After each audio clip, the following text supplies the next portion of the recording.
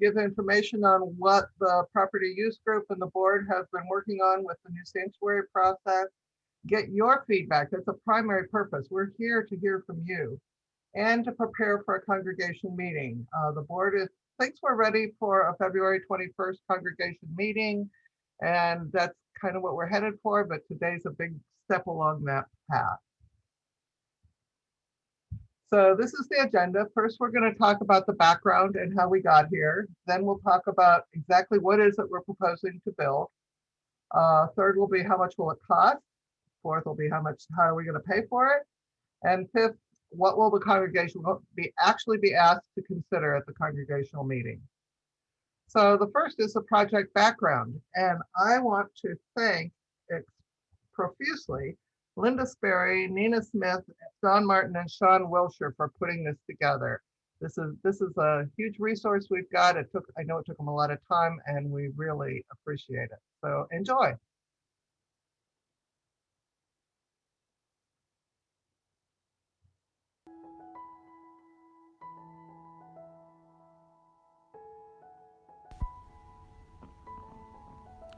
Once upon a time, when orange groves were being transformed into housing tracts and freeways were being built, our UU Church was taking root in Orange County. Here's how it all began. A minister's daughter moved to Orange County in the early 1950s. Finding no liberal church to attend, she decided to start one herself. Like-minded religious liberals accepted her invitation to meet on Sunday mornings in her living room, and OC-UUC was born.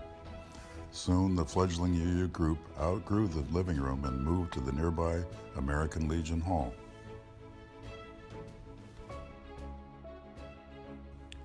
The congregation continued to grow.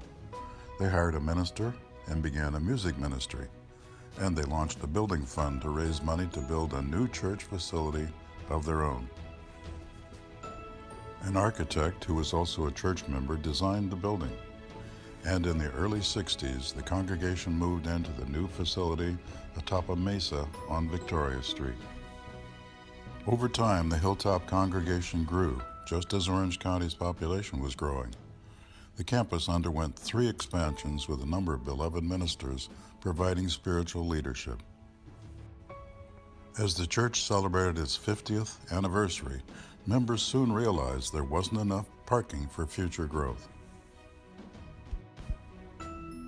So in 2013, after many months of deliberation, the congregation purchased its current home at 2845 Mesa Verde Drive East. It was time to bid a fond farewell to Victoria Street and walk together to the new church campus across town. Everyone rolled up their sleeves now that the new church was a reality. Hundreds of hours of sweat equity were logged in to adapt the church campus to fit our needs. The congregation pulled together and did the hard work of creating a new church home. A local architect worked with the church leaders to draw up plans to convert the 2-story building into a new sanctuary. However, soon it was apparent plans had to be set aside for the time being, knowing we would return to the plans in the future. In the meantime, the social hall, Daniels Hall, was called into service as a temporary sanctuary with a capacity for seating 140. Another major milestone in 2013 was the hiring of Reverend Sean as the new minister to lead OC-UUC into the future. She began settling into her new ministry and worked with the congregation to further adapt to the new church home. Then in 2018, Reverend Sean and church leaders began to revisit the goal of building the new sanctuary. We were stymied in growth by our small, temporary sanctuary space. In April 2018, the Board of Trustees voted unanimously to move forward to lay a foundation for fundraising and conceptual planning. A new sanctuary task force, with members representing different aspects of the congregation, was formed and began its work. A theme for the capital campaign was developed: honoring our past, building our future, and goals for the project were established based on prior new sanctuary congregational meetings. The goals are to develop a sanctuary that provides worship space that is meditative, inspiring, and reflecting the warmth of our community, allows for fostering growth of the congregation and increases our influence on Orange County, provides community outreach through church-hosted concerts, film series, educational opportunities, and lectures, and provides for opportunities to generate rental revenue by serving as a site for weddings, memorial services, etc. An experienced architectural firm, Domus Studio of San Diego, was selected to develop a conceptual plan with a forward-looking design opening up the sanctuary to our newly finished courtyard and featuring new audiovisual technology. The architect and task force unveiled architectural concepts at a congregational presentation on Labor Day Sunday 2018, and we announced that $100,000 had been pledged to the multiple-year capital campaign to get the ball rolling. By the end of 2018, $550,000 was raised during the initial year of the capital campaign. In May 2019, the board formed a new committee, the Property Use Group, and hired a consultant to explore all our options. Since 2019 and into 2020, the Property Use Group explored all options and consultants' recommendations and has kept the congregation updated. In January 2020, the congregation voted to approve the concept of building a new sanctuary, replacing the two-story building, and approve a capital campaign moving forward into a second phase. Since then, we've been fortunate that so many of you have made your generous pledges and gifts in support of the project, totaling $898,000. We're also grateful to have been awarded a $250,000 grant from the Spirit Level Foundation for this project. Also, thanks to success of our Wild and Scenic Environmental Film Festival, this year's festival contributed over $3,000 to the campaign. Overall, the campaign total is $1.15 million and still growing. As you can see, OCUUC has a history of taking leaps of faith when the time was right to honor our past and build our future. We stand poised in this new year to take a bold step as a congregation to make our new sanctuary a reality. But it will be up to you. Are you ready? Come to the town hall meeting after the church service on January 31st and let us know.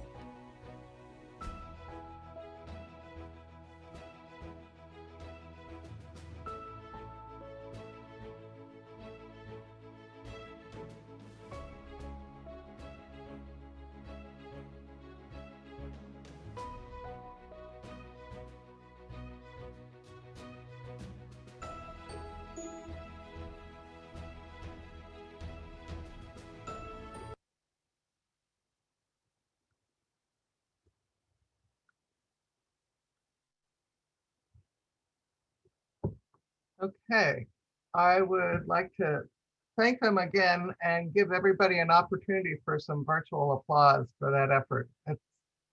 It's a treasure to have. Thank you so much. And I also want to make a comment that the numbers that are expressed as far as what we've raised, you're going to see some updated numbers in a little bit. So that's how fast things change. And it changed since the time we wrote this script. So what will we build?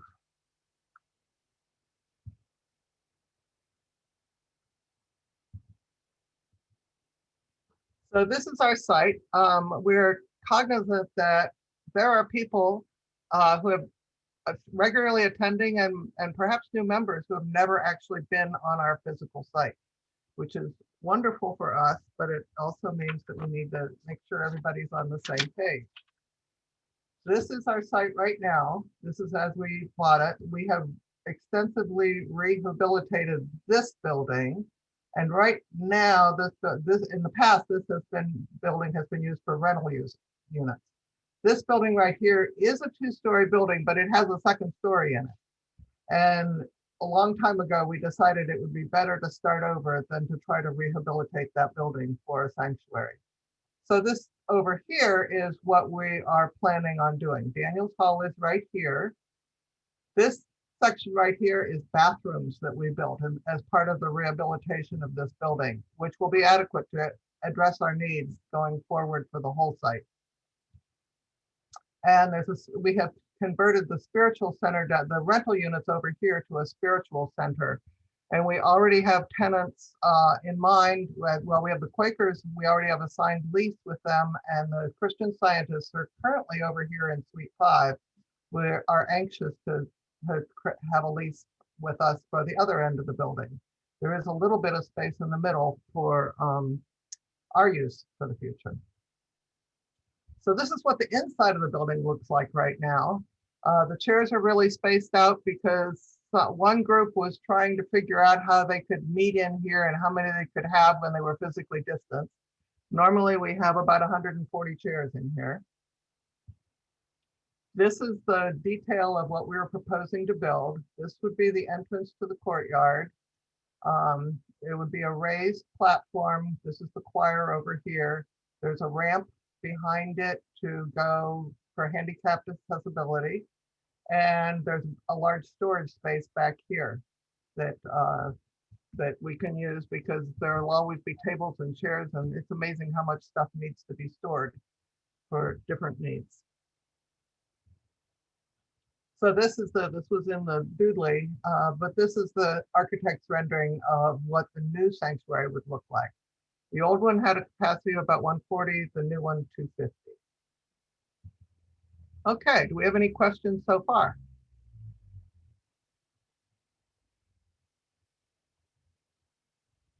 Seeing none, I'll go on. How much will it cost? So this is the most recent estimate we have as of this month. We had an original estimate in August of 2019, and part of what the congregation asked us to do last year was get a better estimate. And of course, it came back for more. And we went over it in detail with the architect, and we got it back pretty much to the same place. There's detail on this in the frequently asked questions that came out in the pre-read. But part of that was just duplication or things we didn't really want in the first place.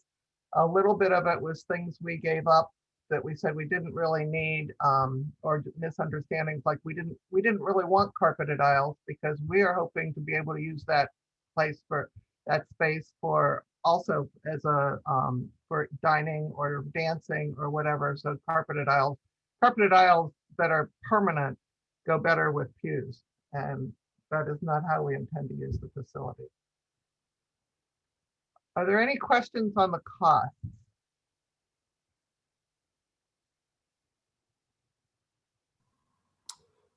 Nancy, it's Craig. There's none listed in the chat either.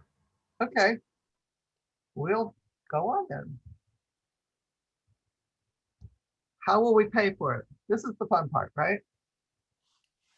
So we have a goal. It's a big, hairy goal. That we had 1.73 in the cost estimates.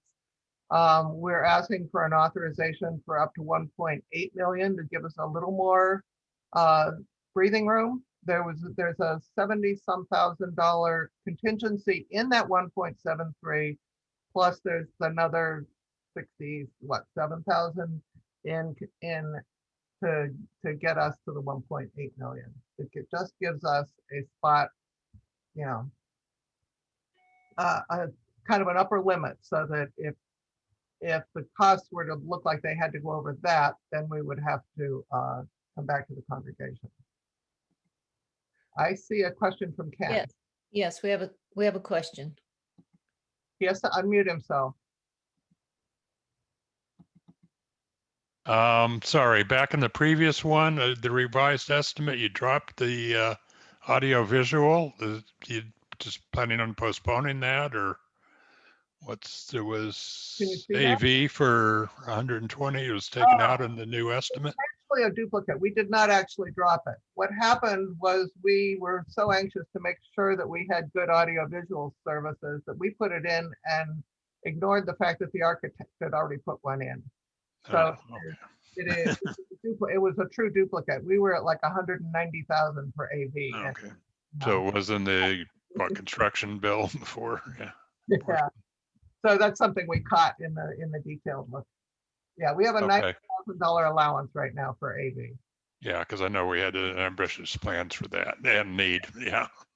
Yeah, we like our AV. We find, I mean, that's part of why we are the best at Zoom, right? Yeah. Better than Tom's little camera. Yeah. Okay, Okay. okay, how will we pay for it? We're at 1.8. And this is where we're at right now. We have raised actually 6.15 in the first round of the capital campaign and 2.89 in the second round. There's other fundraising that includes the campaign that we have just done for Beth's 20th anniversary, as well as the revenues from the 2 film festivals. So we are at 934,000 actually that we have raised so far. We're still hopeful that there will be more. The spirit level adds 250,000. So we have a 1.184. We're almost to 1.2 million at this point. So long-term financing, as our estimates are right now, would be 615,450 to get to the 1.8 million. But I'll talk about it in a minute, what that would mean. But are there any questions on just this slide? Okay, we'll have a chance to go back to that. So this is a little bit of definition, but long-term financing would be a mortgage that we would get over a number of years. We're thinking 15 years at this point. We're using that as our number. It will make up the difference between what we're able to raise and the project cost. We recommend that this mortgage be through a commercial lender at market rates. We are not recommending that we use the endowment fund or member loans or anything like that. We are thinking that a market thing with an outside, at this level, we're worried about taking too much of the capital we've got in our bank accounts right now and not leaving ourselves any leeway, any cushion. We also believe that we may qualify for a UUA guarantee. We won't know till we apply for it, but they do have a policy of applying, of guaranteeing a bank loan for congregations if necessary. Any questions on this? And then we have short-term financing. We have a project plan that we'll show you in a minute. And the spirit level grant is actually payable over 5 years, and we've only gotten the first installment of it, the first 50,000, and pledgeable are paying over 3 years. So we may end up that our construction costs exceed what the cash, what we have on our plan, and so we may need some short-term financing in order to finance that part of the thing. We won't know that till we get closer and see what our costs actually are, and how people are actually paying their pledges. But that's where we would propose using either the endowment fund or member loan. So here's the cash flow for the sanctuary fund. I have used a projection that the architect gave us in the beginning of when we would expect to have money flowing.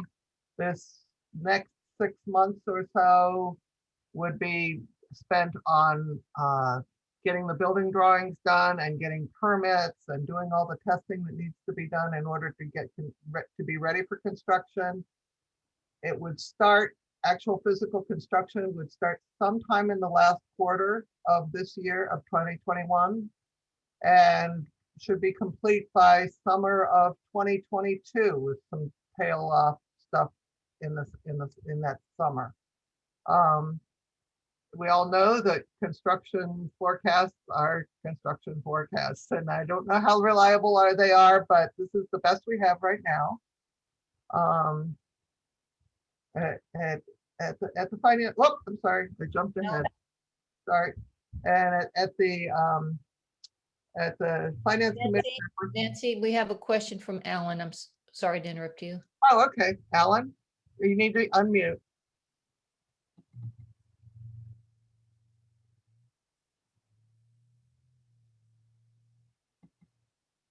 You need to unmute, Alan. He's working on it. Yeah, sorry, I figured out how to unmute. Anybody in front of me. Has the pandemic affected building costs, and is that we can take advantage of? I can't understand you. Say it again. Has the pandemic had any effect on building costs? Not Is that something that we could take advantage of? Construction has not stopped as much as a lot of other industries because it's considered essential. But we don't know of any particular cost changes. The last estimate we got from the architect was in December. So the architect or the contractor that gave us that estimate certainly knows that we're having the pandemic. So they stood by those costs. We won't know for sure what our costs, until we actually get quotes based on building drawings. But these are the best estimates we can come up with, and we feel pretty good about them. Okay, thank you. Thank you, Alan. So if you look, we have $705,000 in the bank already. A good part of those pledges that have already been made have also been paid. But we have a substantial amount of money in the sanctuary fund already, and that will fund this initial work to get the building drawings and the tests that we need to have done, and the work to get the permits without a mortgage. We don't need to get one yet. But once you start the serious construction and spend the big bucks, then we're going to run out of money real quick. And we are thinking that we would probably need to have a mortgage in place as of January 22. Obviously, we'll be working on it before then when we want to know that we're in good shape.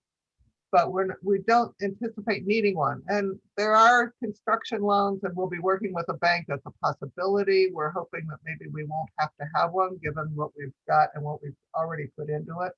We'll have to find out. So that's where, just so you know, these are the money that had come up. I did it again. Sorry about that. Every time I click, I look at it and it clicks the thing. Nancy, we've got a question from Ken Arnold. Ken, don't forget to unmute. Yeah, we have no mortgage on any of the property at the moment, right? No, do not. And your proposed mortgage would be on the entire property or just on the new building? Or It would be the entire property. It is one piece of property as far as the city. yeah, which gives us a better rate, but of course, because it's worth more with the parking lot and all. Okay, thank you. Mhm. Nancy, Mhm. I have a question on the chat. Question is, what is the status of the endowment fund? And the second question, repayment of previous loan, etc. There's still just under $200,000 left on the loan from the endowment fund to the building fund. That is still there. We haven't forgotten about it. That's one of the reasons we don't want to keep dipping into the endowment fund for the long-term financing. But we have been working it down gradually. Okay. Nancy, the balance of our endowment fund with the UUA is over 500,000 at this time. Thanks, Meg. Okay, so once we get this mortgage, we still, if we keep going, I assume that the pledges that are outstanding would come in evenly over the next 2 years. That may not prove true. We'll just have to find out. And the spirit level grant is planned for September to December every year. That's what they've told us, that we should expect them to pay us. It's possible that we might be able to ask for them to give it all to us once we get the building done. I don't know. We can't. That's something we'll know in the future. So that's why this 150 is here as a short-term mortgage and paying off with the spirit level money. That's the way I figured it to come out. So we would basically be down to just covering the last of the construction and then getting to zero by 2024. Any questions on this slide? Okay, now we'll go to how's the operating fund gonna do throughout all this? So a big question that we wanted to answer was, okay, we're taking on this mortgage back here. If we take 561 is our estimate right now of what we're going to do, that would make mortgage payments of $4,300 a month and about $51,500 a year. If we were to get the entire 650 that we're asking to be authorized for, it would be about $60,000 a year. I just wanted to give you that perspective. So this is the forecast for the next 2 years during construction and then the years after that, because we wanted to know. We do have a fair amount of money also in our operating fund. We have had some surpluses in the past, and we are also in pretty good financial shape here. We've also had some hits from COVID. It is, as everybody knows, we haven't been able to do an on-site auction. We had a fabulous auction in November, but it was not the level of fundraising that we normally experience. And our short-term rentals have dried up because we can't let them use the building. So nobody's going to pay to rent our building when they can't use it. So we have a drop this year. We're predicting about a $17,000 hit from what we anticipated when we passed the budget last June, because last June we thought, oh, we'll be back by December. Right. So this is our best guess. We've added in about 2% to the cost, unless there was some reason that we knew differently, that we were thinking differently. Nancy, Tom has a question. Tom.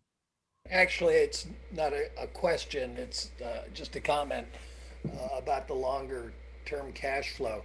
We have had this past year we got qualified and received one of the PPP loans, and we're in the process right now of having that forgiven. And we've also applied for a second PPP loan in roughly the same amount. So that's not built into this because we don't know if we'll get it yet or not. But hopefully within the next 6 weeks or so, we'll have a word on that, whether we've qualified for that additional amount. It's about $31,000 that we might receive. Tremendously helpful since we can't do short-term rentals. Great. Thank you, Tom. Thank you. Yeah, so the two hits we've had because of COVID are fundraising and short-term rentals. And these projections are thinking that hopefully this summer to fall, we will be able to come back. So I put an assumption down at the bottom down here. If we are not, it's probably about $40,000 a year in revenue that we would not have from the fundraising and short-term rentals. Our pledges have in fact actually went up for this year. So we anticipate we've still had strong support. We're committed to this, and we have pretty good engagement from you all, and we really appreciate it. So here are the construction. We are thinking that once we can come back, the 5,400 represents the Apostolic Church that meets on Sunday afternoons in Daniels Hall, and as soon as we can allow them back in, we can get rent back from them. We thought it was. We still have a limited amount. You see the budget here was 25.6. We're not sure whether the bridge group will ever come back, so we haven't budgeted for that. And but we think we would certainly get the Apostolic Church as soon as they were. Craig, did you have something? Yeah, there's a question. The $50,000 plus annual payment on the mortgage would be what percentage increase on our current annual budget? It's about 16%. Okay. So down here, you can see, I said before that we thought we would get the mortgage in January, and that means payments would start in February. And so there's 2 payments here and then 3 payments in each quarter after that until we get to the annual parts. And you can see we start losing money until the revenue, there's 2 big sources. I mean, the short-term revenue, short-term rentals, we think are a huge possibility, as well as this has been not really, we haven't assumed any big increases in membership. And I mean, we're doing this so that one of the reasons we're doing this is we want to allow for increased members. So we've tried to be super conservative. And in the process of doing that, what we have done is show you where we're going to get into trouble. That we think for the next couple years, we're okay with these projections to lose this. You can see the cash on hand as a expense of expenses continually goes down. And certainly here, we've got the VP Finance getting really nervous. And, you know, this is where we start having to have some serious discussions if this doesn't change, if we don't start having. But we've got roughly 2 years where we've got a chance to get in, get settled, and start to realize the advantages of the new sanctuary. Any questions on this?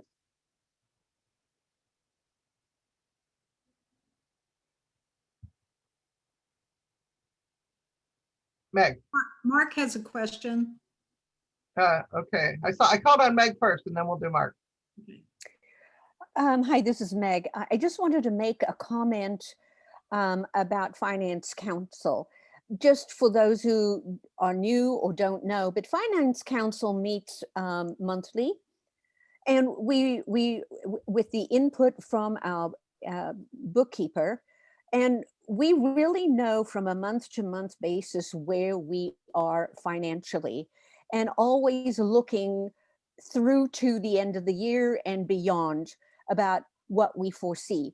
All I'm saying is that those projections that Nancy is showing, and where, you know, VP Council, meaning me, gets nervous and my team, we will know in advance. It won't just suddenly hit us. But I just wanted you to know that we meet monthly, we go deep dive, and we keep our Board of Trustees involved at a very deep level as well. Thank you. Thanks, Meg. Craig, did you have somebody in the chat that wanted to ask a question? And then we'll have Phyllis. Did you have someone, Craig? Oh, you're muted. You're muted. I had already asked the question I had. Oh, have okay. All right. Mark first and then Phyllis. Okay. Mark? I can't even see him on my screen, so. Mark, do you have a question? Well, let's go to Phyllis and we'll go back to Mark if he. Phyllis, you need to unmute too. So many things. I was wondering what kind of publicity or outreach or advertising we're doing in the community to, you know, to draw people in. This is a great time to be available to new people. Deborah, you want to take that? Yeah, and other board members can chime in too. We have a Facebook presence, a strong Facebook presence to let people know. We have started up our Instagram campaign or, you know, site, so that the younger people who like to use Instagram, I guess, can join in better in that regard. We started that in the last couple months. It's been a little difficult right now with the COVID situation. We did hold our film festival, which was advertised in the paper. That gives us, you know, a lot of visibility to our community. We put up a banner on the church site, you know, a big banner across the front of the church. Those are some of the things I can think of off the top of my head. Does anybody else on the board or communications have any other thoughts?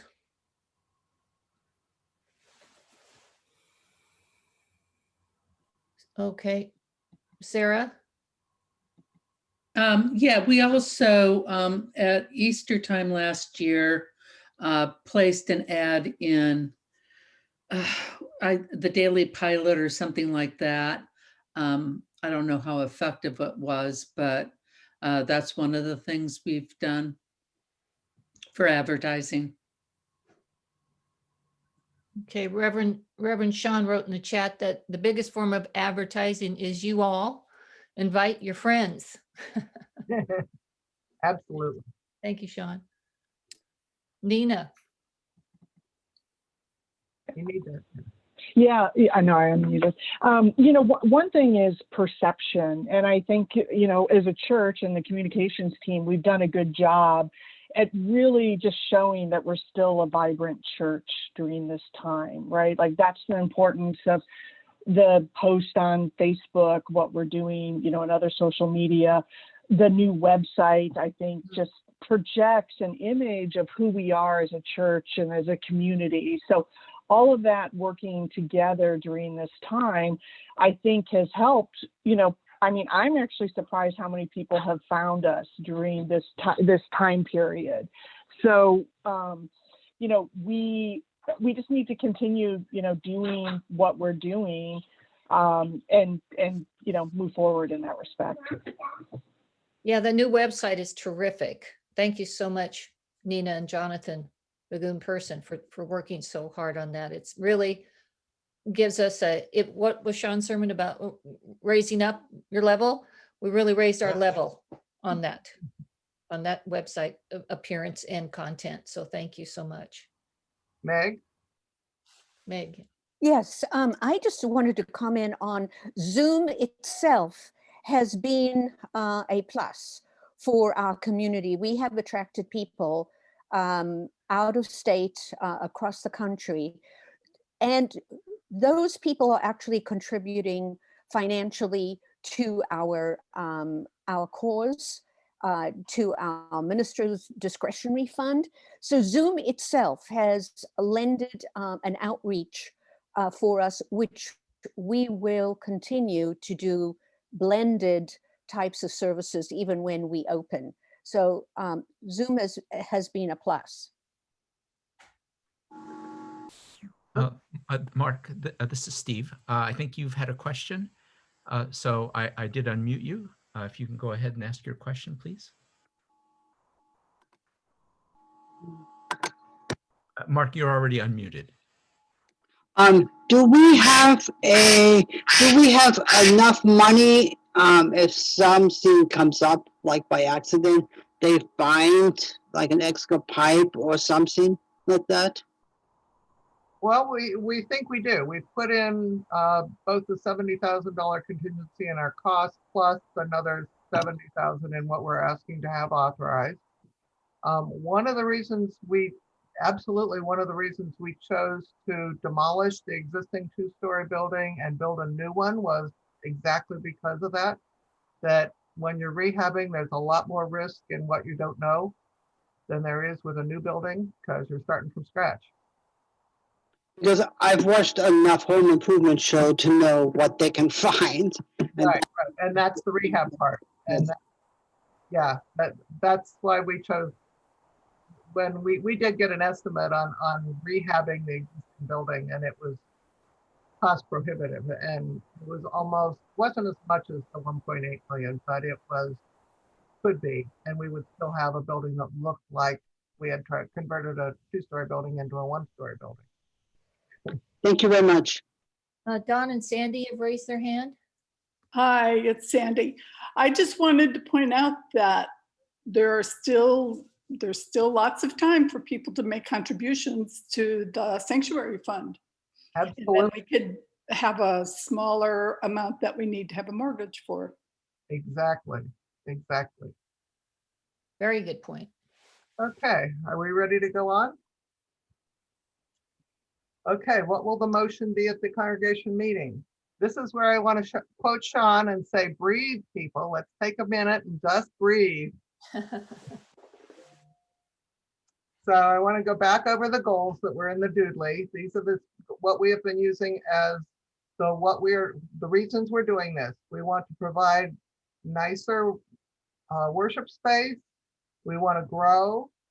We want to have opportunities for community outreach. And we want to generate rental revenue. We believe that our site will be a much more attractive rental site for weddings and others with the new sanctuary. So this is the decision. The one on the left is Daniels Hall as it looks right now. That was actually, I think, during the film festival. And the one on the right is the new sanctuary. Daniels Hall has a capacity of about 140, the new sanctuary 250. And the board has made a recommendation. Before you see what it is, I want you to know that the board has endorsed it unanimously. I'll give you a chance to read that.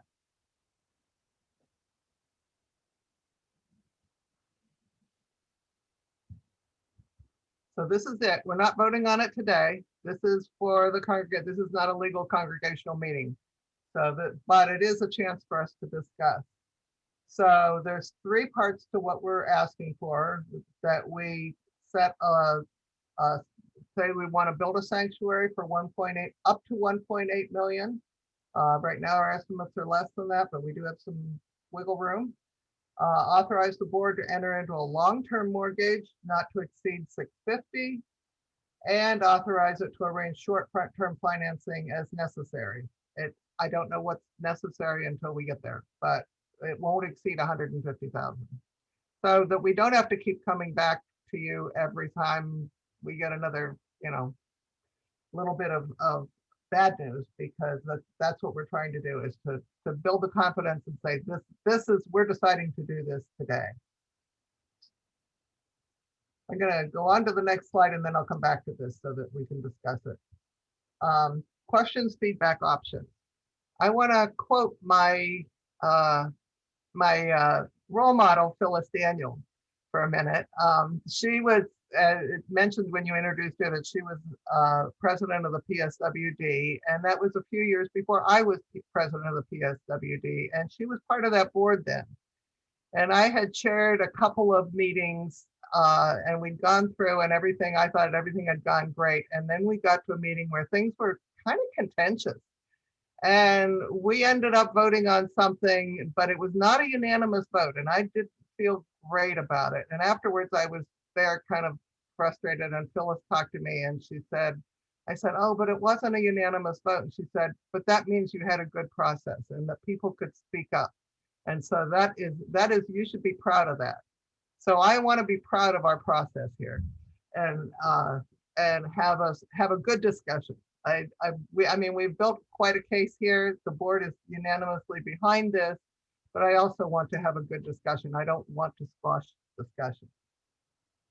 So with that, I want to go back to this and open it up and see if there's other people. But now's the time when we're welcoming opinions and whatever you want to talk about with this. Craig? So we have a chat question. Will we be able to use Daniels Hall for worship during construction? Yes, that is the intention, that we would still continue to use it. It wouldn't, the other end of the courtyard, the bigger question is coffee, that we won't be able to use the little kitchen for coffee. And we are working on plans to, contingency plans for that. Meg? Yes, and to the same point, our spiritual center, which is currently occupied on one end by the Quakers, and the intention is to move our Christian Science folks over from Suite 5 to the spiritual center. Having done that, we will be able to do construction during the week and not be disturbing these generous renters that we will have. It's a major point. And during construction, we would be able to have some rentals in our Daniels Hall and our RE admin building where we've got a new conference room. I should say too, Nancy, they'll have very secure construction fencing, like blocking off the construction area. So it won't be possible for churchgoers to stumble into the construction area. So It will probably take some space out of our courtyard. We will have to deal Yeah. with. Yeah, Nina has a question. Yeah. Is there a reason for starting in the fourth quarter? Does it take that long for permitting, or what's the reason for 6+ months out or longer to start the project? Because right, while we continue to meet on Zoom, it would be the perfect time, if we could get going. So yeah, Greg, that's my question. Oh, can I ask one more question, then I'll mute? Okay. The other question I had is there any benefit to asking the people that have pledged in this last round to provide their pledge instead of over 3 years, to do it sooner? Like, is there a benefit, or have many people already, right, to go make that plea or that ask is to have people pay early if they can, or have most people paid early that we Yeah. think probably could? Yeah. That's my second question. That one I can answer, or unless Linda wants to, but definitely, I mean, the fact that we have 700,000 out of 900,000 already means many people have. All of them were asked to be over 3 years, and many of them have paid up front. And I know that there are some people who also, once they see that construction's happening, they'll kick in the rest of it. I'll add to that. Construction timing question. Linda wanted to add to that comment. I'll add to that. Nina, the first round of funding, we're down to not that many pledges left to be paid. We're doing great on those. The second round, we are early in the 3-year period, and that might be something we could do. Last year, people that had IRAs that had required minimum distribution penalties, there were no penalties last year, but there are penalties in 2021. So all you IRA folks better listen up and get those payments in. If you have some extra money to pass through, you won't be penalized if you give it to a nonprofit. And finally, those who have given both times and also with Beth's fund, that's great, but there's some that have not given to anything yet. And I would ask you to please consider a pledge of some type, large or small. Okay. Then the second part of Nina's question about construction, why we're waiting or potentially we're projecting December start. Maybe you said Craig could answer that. well, it's unfortunately it's typically the permitting. As fast as we want it to go, I'm expecting 6 to 9 months. Fast would be 6 months. Right. So we hope it goes smoothly. And there's other ways you can pay more to have it go through the system faster. So that might be a decision we make, that you can have plan check, speed it up, but we'll have to decide on that. I know the Quakers in their remodel have experienced issues or having to wait on inspections and permits from the city of Costa Mesa, who are quite strict, as I understand. Right. And we're not going to hold back. Once we have authorization, we'll push the architects to go as fast as possible. Right, Craig? Yes, and I have a question came in. Let me see if I can pull it up here. Somewhat related to that. Just suppose COVID lasts longer than we hope. After demolition of the old building, could we postpone the start of construction? Which I have an opinion. I mean, I think once we start the clock, we don't stop, because it's not just the demo that's part of the cost. Once we start, everything's in play. So the idea is to have the construction done kind of as soon as possible, that we have, a window, and then we want to be inside that, 12-month or less window or whatever it's going to be. Okay. And that to stop, then that really throws a lot of things out of balance. And then to start up again, there's going to be additional costs. Tom's had his hand up for some time. Yeah, one of the factors that's involved as to when we can start deals with the Christian Science Church. Currently in the building that we plan on taking down. They're committed to going over to the new spiritual center that we're creating.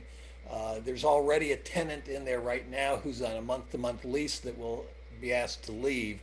They can then start construction. They have some very significant construction plans for that space. They want to combine their reading room that they have with a meeting space and some office space and some other things. They also want to be able to have bathroom facilities and other plumbing facilities in that space. There is no bathroom in there now, so it would require actually doing plumbing work that will bring that all out. So they have a very significant construction project that if we notify them soon, they can begin the process of doing that. And we know here it is January, the end of January 2021, we want to be breaking ground at the end of this year. They need to be out and into that new building by then. So they have a project as well to get that going, and it's going to take some time. So I think that makes it much more realistic for us to say that we really can't start breaking ground until the end of this year.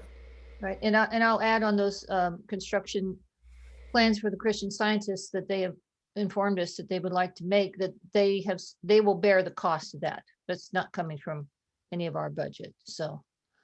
Jolynn? We want to unmute Jolynn, there you go. Okay, hi. One thing to consider when we're doing, considering rental to outside people, like for weddings and that sort of thing, is that they will probably also want to rent Daniels Hall for receptions or other parts of whatever it is that they're renting for. And so I was wondering, right now, Daniels Hall is not attractive as a rental because it's not an attractive space. So is there any plans going forward that that look at like converting the cement floor into a tiled floor, anything along those lines? Yes, we have been looking at it. The big things are the tile floor and putting a pass-through between the kitchen and Daniels Hall so that the food can be served without going into the kitchen or bringing the food out into the Daniels Hall. And we could actually do the flooring anytime, and the kitchen in the kitchen itself needs new floor too. It was garage floors because sealant, and it definitely needs some work too. We could probably do that anytime. We're thinking that we can probably do it from our existing building and grounds budget as we go.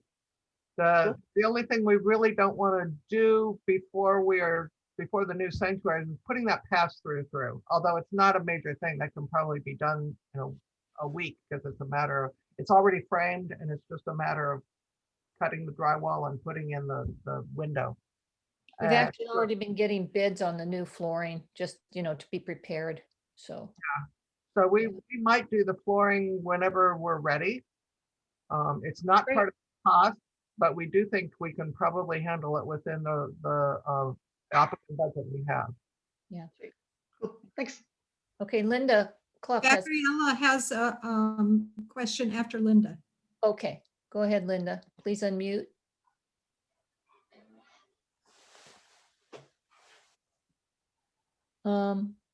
Can't hear you, Linda.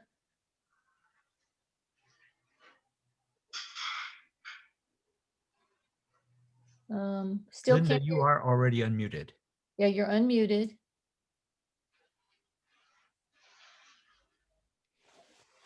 Can't hear her, Steve. What do we do? I don't know. Ever post Better question. Yeah, post Yeah, in the go chat. ahead. Linda, could you put your question in the chat, please? Because we cannot hear you, even though you're unmuted. Thank you. Okay, so let's go to Gabriella while Linda's typing her question. It's still not working. Whole point is that Gabriella, you want to ask your question? You need to unmute.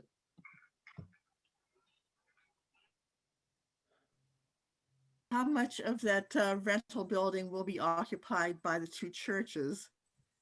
And what will we be able to do for meeting space during construction and after? Basically the part that would be ours to use is if you know where the Storytellers is, that suite, and there's a room right behind it would be ours. So that allows one meeting room and one storage room. Yeah, and we have, with the remodel of the RE building that's been going on, the Victoria room is now about the size of Suite 4 in the other building. So it's been expanded significantly. So we'll be able to use that as a very nice large size conference room, and we'll be able to use Daniel Hall for meetings should we have overflow.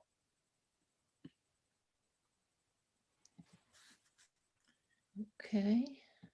Still got our hand up. Who does? Linda? So I do have the question from the chat, if you'd like. Okay. To clarify, the short-term loan not to exceed amount, does that include the 4% interest? No, that would be the interest that would accrue on it. So the 4% interest on that would be on, that would have, I budgeted it to just come out of the regular sanctuary fund money. Okay. Thank you. Amy and Randy have a question. Please unmute yourselves. Please unmute your kitties.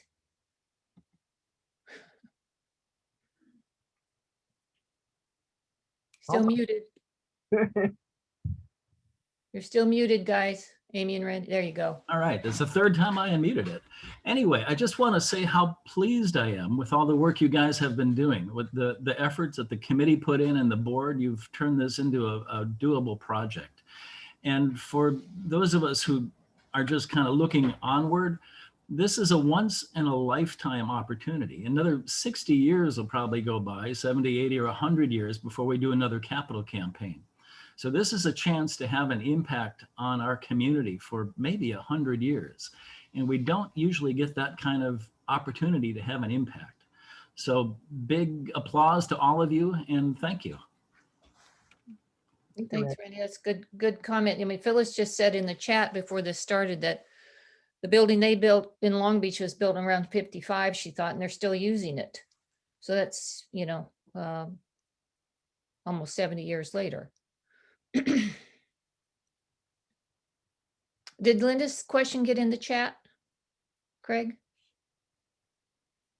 Yeah, it was about the interest. Yes. Oh, I'm sorry. Yeah, okay, we got that. Yeah. About the 4% interest. Yeah. Okay. Sean wrote I don't know if you guys are looking in chat, but Sean wrote a comment to everyone saying, you know, for those who don't know some of these voices, Nancy Lockery is PUG co-chair, a retired CFO and former finance chair of OCUUC. Linda Sperry is our capital campaign leader and experienced in doing this for churches and other kinds of business, and also businesses. Meg Wilson is our current finance chair and has whipped us into shape financially.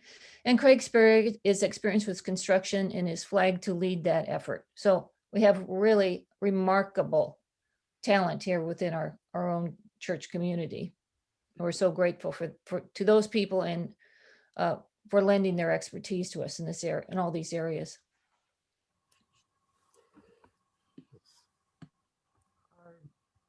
Okay. Are we ready to go do other things? Yes. Okay.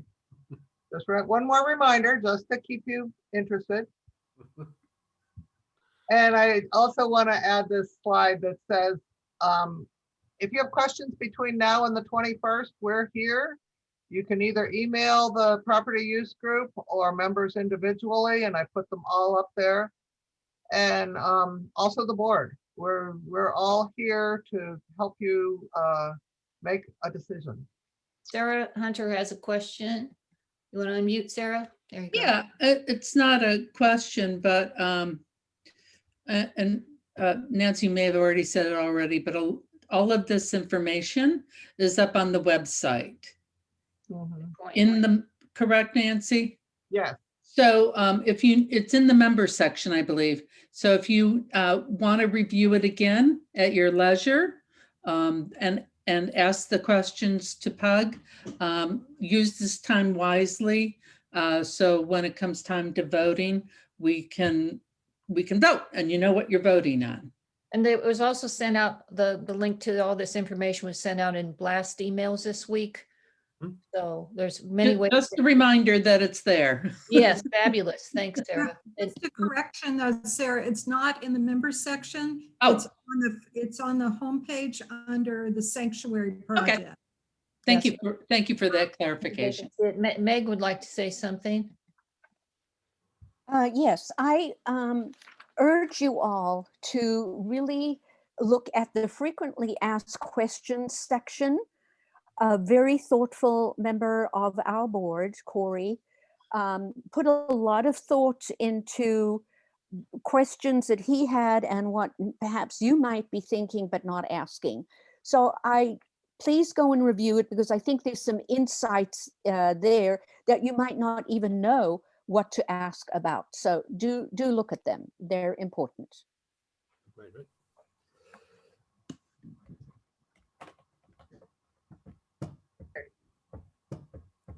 Deborah, are we done?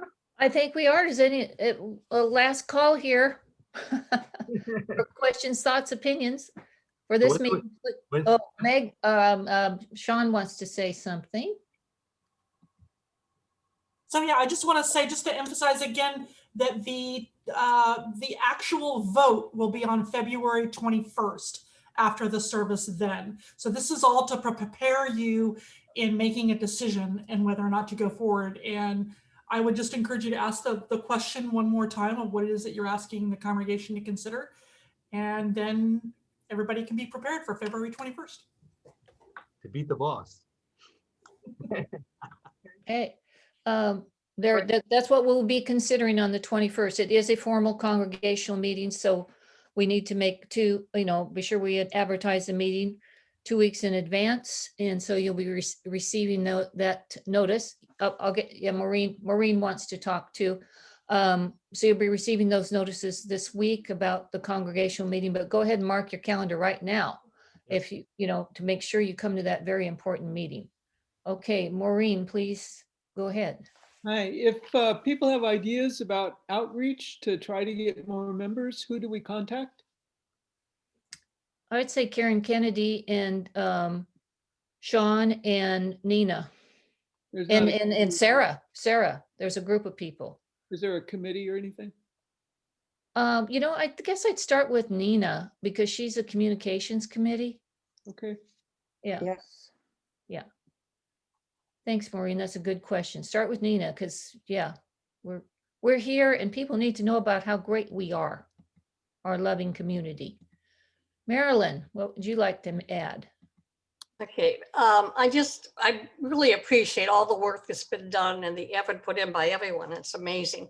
The only thing that I was really going back to the goals that were initially established, and I don't see it in there. Maybe it's assumed, but it seems to me as we're doing outreach to the community that we ought to be able to put in something about reaching out to those less fortunate in our community. I mean, I like the concerts and the film and the lectures, all that, weddings. But I think as we're looking at growth, that we ought to be able to show that or at least indicate that our efforts are also wanting to reach out to those in the community that are less fortunate and need our assistance in some way, where we'd be able to use our property to provide whatever we may decide. Yeah, that's a great suggestion. Thank you, Marilyn. Sarah, do you have another question or did I just forget to take your hand down? You have to unmute. Yep, there we go. Just a quick question. I know we just signed in new members. Are they allowed? You muted again. I did that. That was my my fault. I'm sorry. Excuse me. Operator error on this end.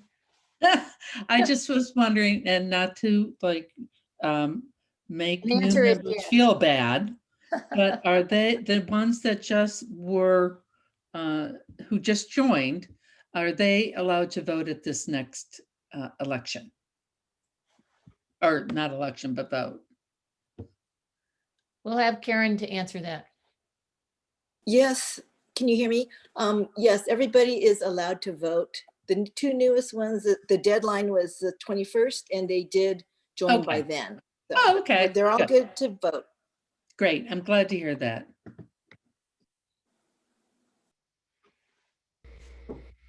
Anyone else? I want to thank everyone who worked so hard to put this together, and most especially Nancy Lockery. And fabulous job. It just pulled together everybody else's work. Well, yes, a lot of people helped, but you led the way. And also the people who worked on the doodly, Linda and Sean and Nina and Dawn. That's fantastic work. And that was a lot of work. So, and everybody has said that Dawn has a future now in voiceover work. You should go up to Hollywood, Dawn. You can make a fortune. And Nina, fabulous artwork. Linda, fabulous text. Sean, fabulous oversight of the whole project. Okay, are we ready to close? Thank you all so much. You want to say anything else, Nancy? No, I don't think so. I'll put this up again just so people Yeah, remember. yeah. If you think of other questions, please study the information. If you think of anything else, Yeah. If you have contact. questions, that's what we're here for. Mhm. Okay. And I also want to shout out to Meg, who worked very hard with Nancy on the numbers to get this right. That was a lot of work. Thank you to our great VP of Great Finance. help. Yeah. Right. Yep. Couldn't have done it without everybody here. Good job. And all of you for all you've done so far to contribute your enthusiasm for this project. It's just wonderful.